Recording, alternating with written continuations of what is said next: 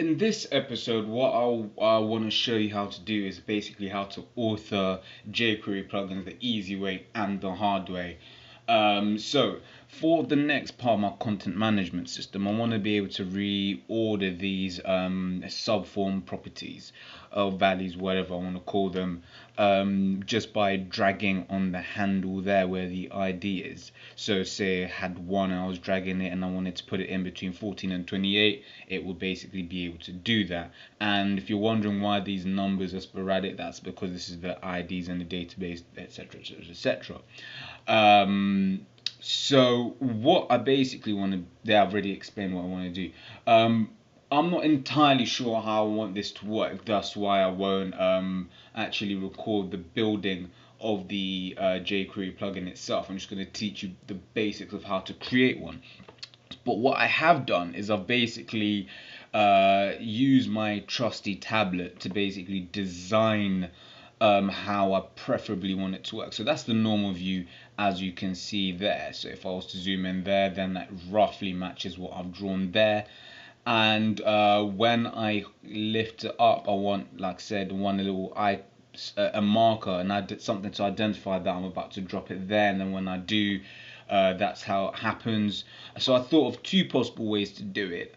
One was to create an array of objects. The other one was to simply add a hover event on each one of these. So say if I drag this, these will the rest. So basically, if I drag 3, all of the other ones will have a mouse over event, and then basically when I drop, the item basically says, okay, what was I hovering over at the time that I dropped the thing that I was holding on to, so in this case 3, and then it works out whether it's to the left or to the right. I'm not even entirely sure how I want this one to work, the second option, and you can tell that by the fact that I could think of many more negatives than I could positives for using this method. So I'm going to opt to go for this method.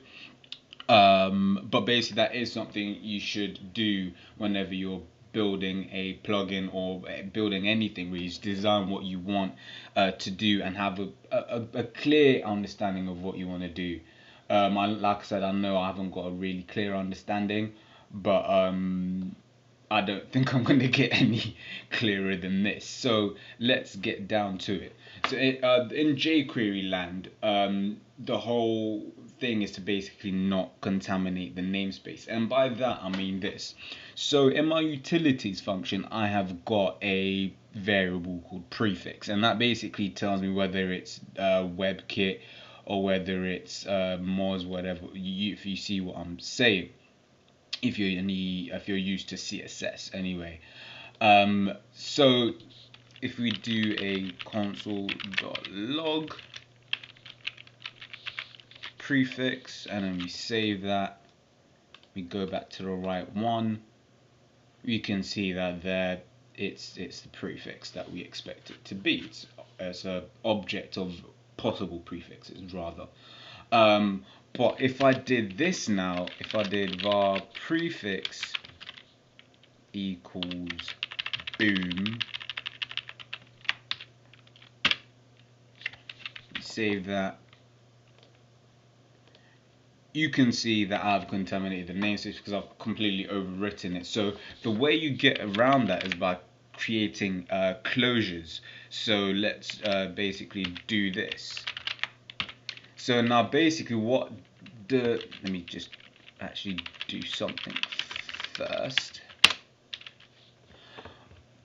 Adding this right after the closure basically it means that it's I'm just trying to think of the proper term. It's self-executing function now.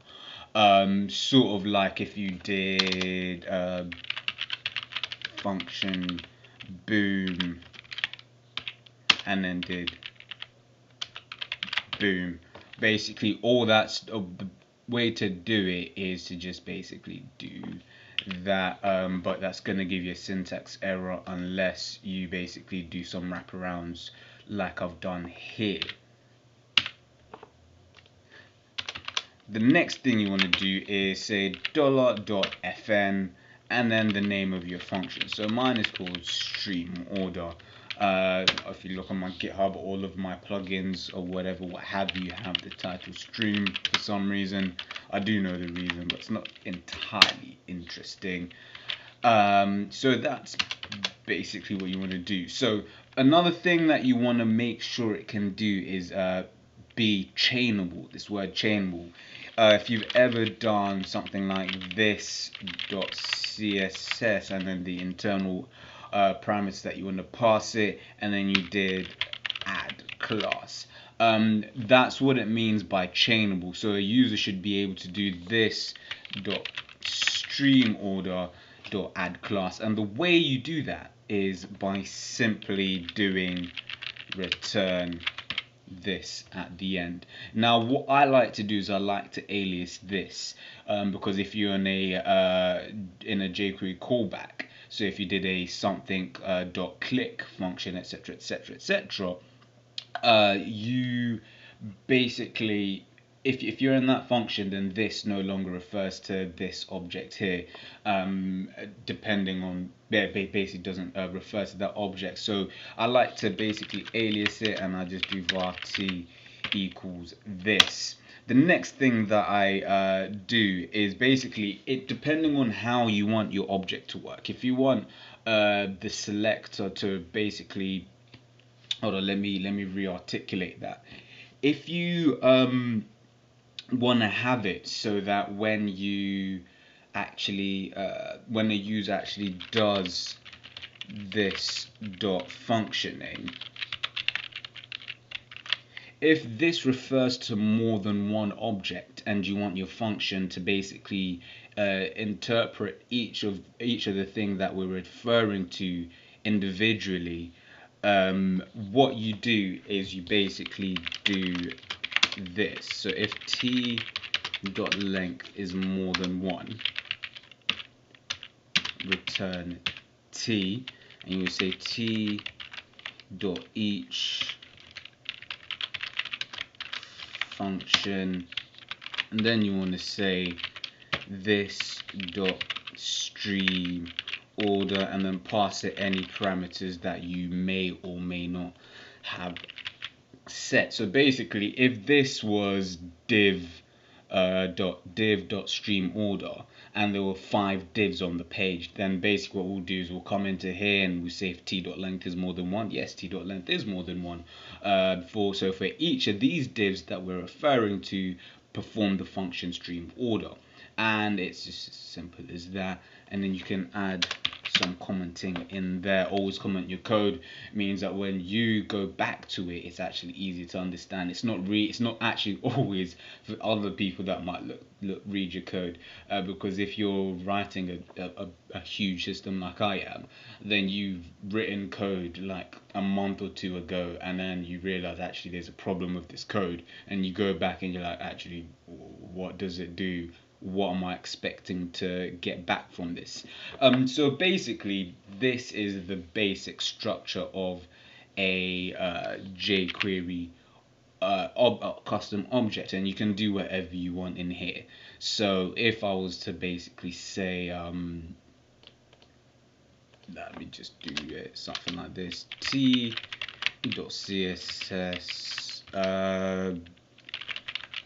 display, putting it in quotes obviously, display none, and if I was to go in here and just call it anywhere really, where can I put this? Just put it in here.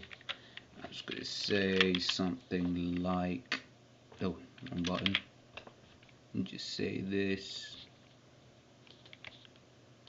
and then I set the context. What basically that does, the setting the context, is say you had divs all over the page, but you only wanted to refer to the divs that say in this block.